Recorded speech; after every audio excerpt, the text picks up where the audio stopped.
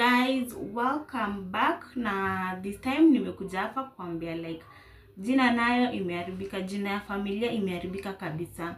Neema akishirikiana na wazazi wameharibu jina kabisa ya familia na hakuna venye tunaweza iokoa.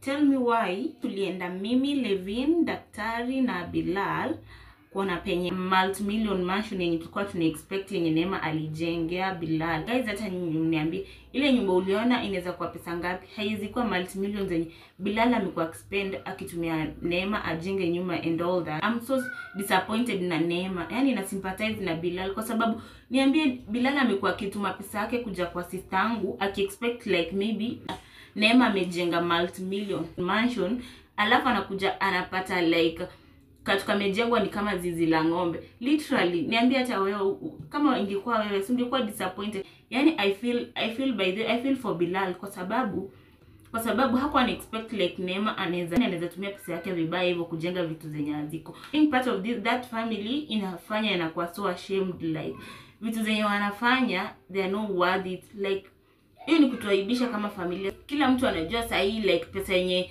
Neema alijengea wazazi ni ya wenyewe na amekatalia kurudisha. Sahi kukuwa part of that family ni gharama sana. Like hata mtu sahi atasema anataka ku associate na wewe na anajua vitu zote sahi hata sijui. Yaani wameharibu jina kabisa. Lakini sasa at the end of the day sisi tunataka vitu za Bilal zirudi. Wewe hata kama wameharibu jina lazima tuongee na lazima vitu za Bilal turudishe. Hiyo pesa yenye amekuwa akitumiwa billions of money arudishe. Chenye amefanyia juu atuoni.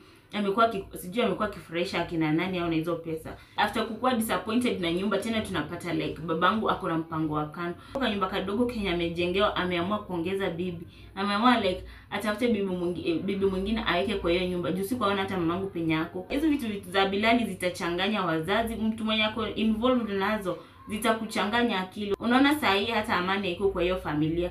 Sahi mpango wa kando ndio kwa nyumba. Sahi Neema mwenyewe pembe ziko kwa kichwa. Vitu tu za Bilal zimecost like familia yetu kusambaratika. Like vitu tu kidogo na hii ni juu ya Neema.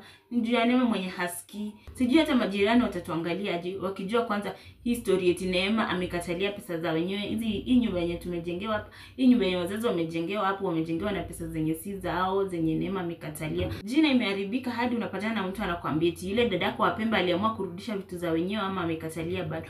Unaibika hata kuongea, yani unaibika hata kutembea kwa barabara. Laana zenyewe unaona umezileta hadi kwa boma. Unaona sasa hivi baba na mama hawako pamoja kwa sababu hadi unaona hizo ni laana tu uliwaletea kwa sababu za hizo vitu zako ndogo ndogo, kukua na tamaa ya mali, tamaa ya kutotosheka na vitu zenye unapewa. Hizo laana bado zitakufuata hata wewe.